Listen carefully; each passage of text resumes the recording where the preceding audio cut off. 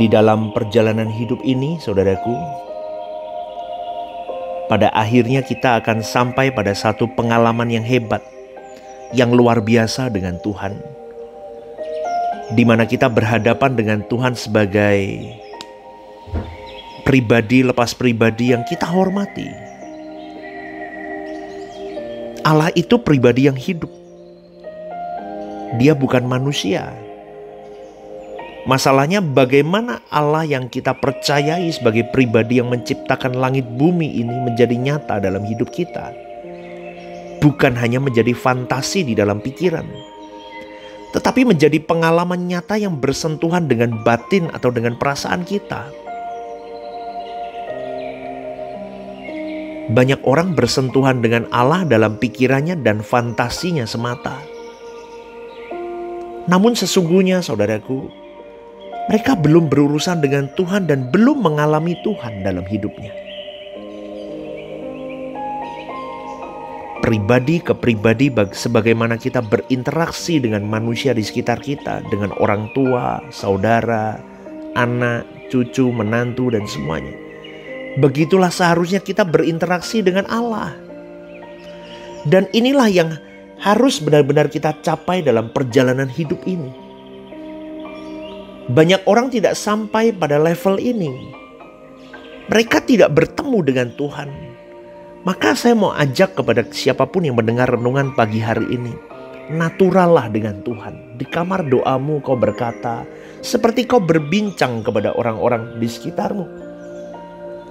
Kau berbincang kepada Tuhan di dalam doamu. Kau akan merajut kepekaan dan akhirnya kau akan merasakan bahwa dari hati ke hati aku bisa berbincang kepada Tuhan.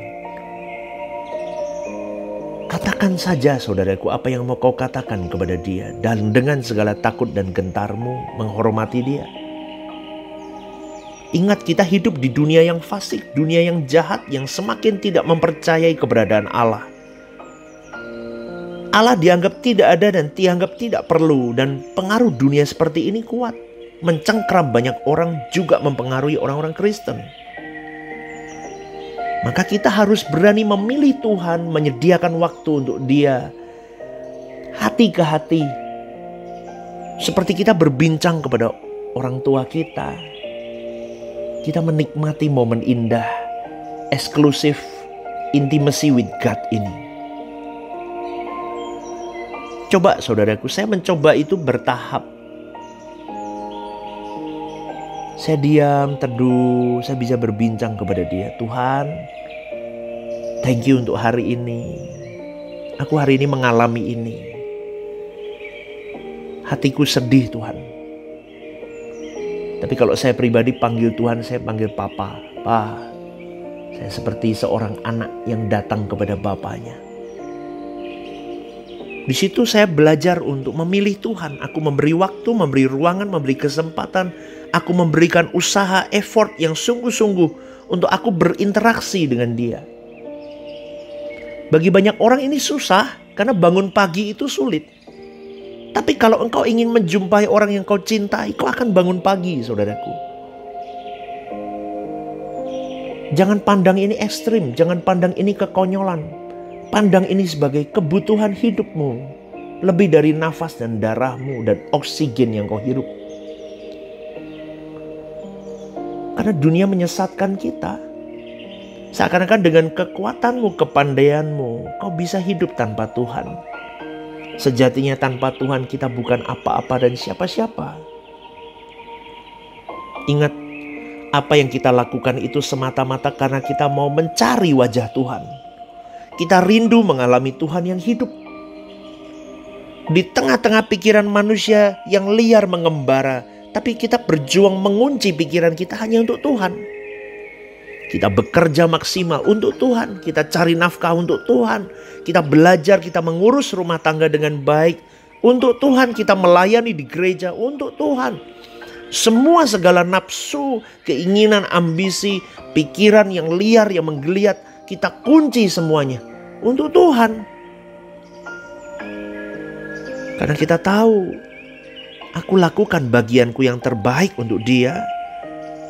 Dia pelihara hidupku, maka aku punya penyerahan total kepada Dia.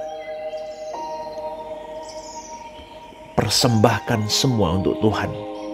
Artinya bukan saya suruh Anda bawa uangmu ke gereja, enggak loh saudaraku. Ya, enggak loh. Artinya begini, kita harus membalas kebaikan orang tua. Hidup mandiri jangan jadi beban, menolong keluarga besar jadi berkat masyarakat. Dan baru akhirnya kita mendukung pekerjaan Tuhan di gereja. Pikiran kita tidak boleh mengembara untuk keinginan kita yang lain. Kunci untuk kepentingan itu dulu, saudaraku. Amin. Maka kita harus punya hati ke hati waktu dengan Tuhan, sehingga Tuhan akan arahkan itu. Bukan beli mobil baru, rumah baru, beli sepatu yang mahal, beli jam miliaran rupiah dan sebagainya. Nggak apa-apa, tapi intinya begini. Seperti yang tadi saya katakan, orang tuamu udah kau urus belum? Orang-orang di sekitarmu, keluarga besarmu, apa itu kau harus lihat pekerjaan Tuhan di gereja lokalmu. Itu ada urutannya. Dan pikiran itu tidak boleh rusak karena liarnya dunia. Dunia akan membawa kita jadi matre soalnya. Maka saya katakan, pikiran kita harus kita tujukan kepada Tuhan. Karena Tuhan satu-satunya tujuan hidup kita. Apapun yang kita lakukan untuk Tuhan.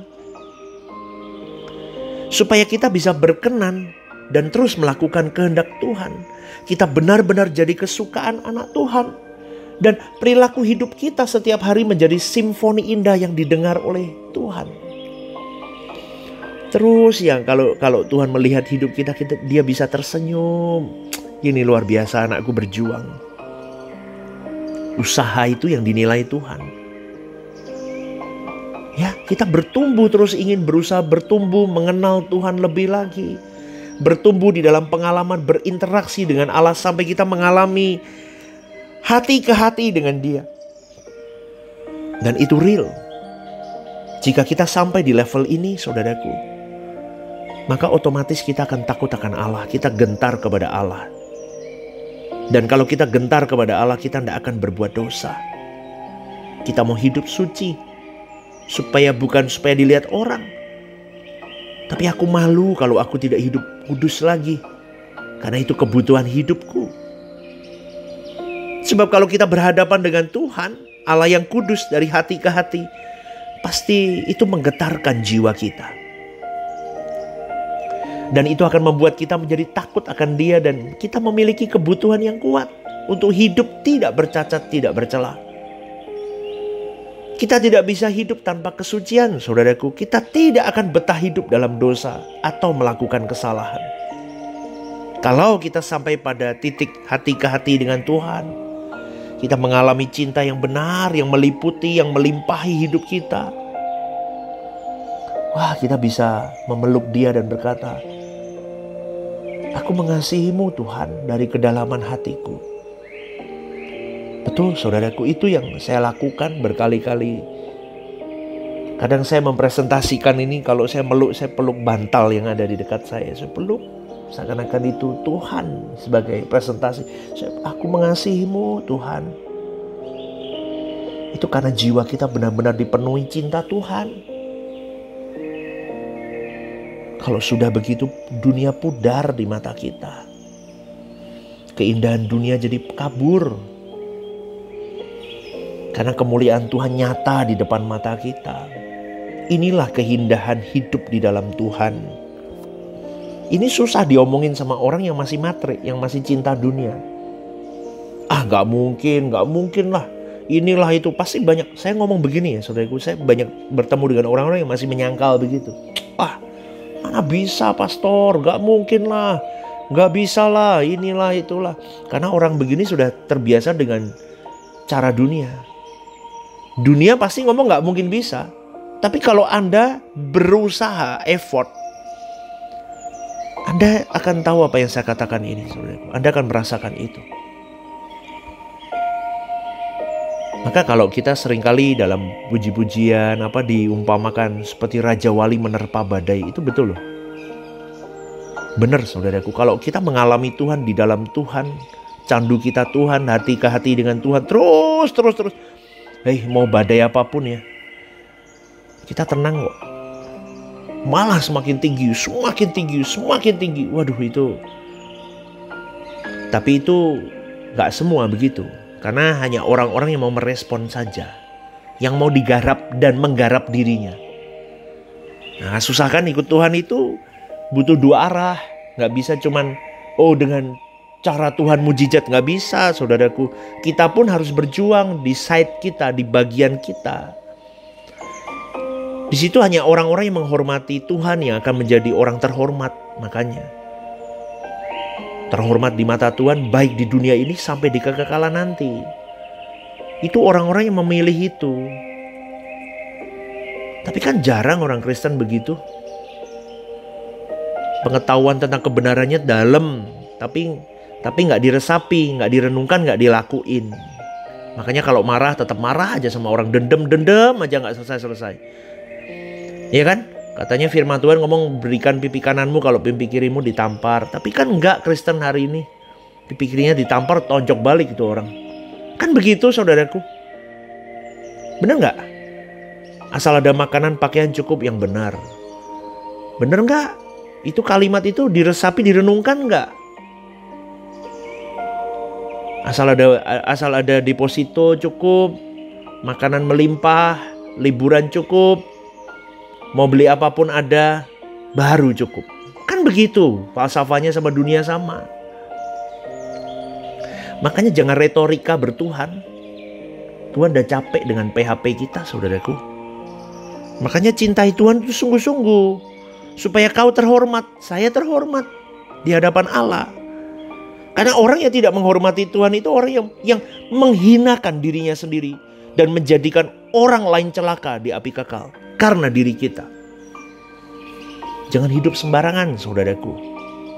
Hati ke hati sama Tuhan itu penting. Itu yang akan mengubah hidupmu. Selamat pagi ya, renungkan ini. Selamat beraktivitas. Tuhan memberkati.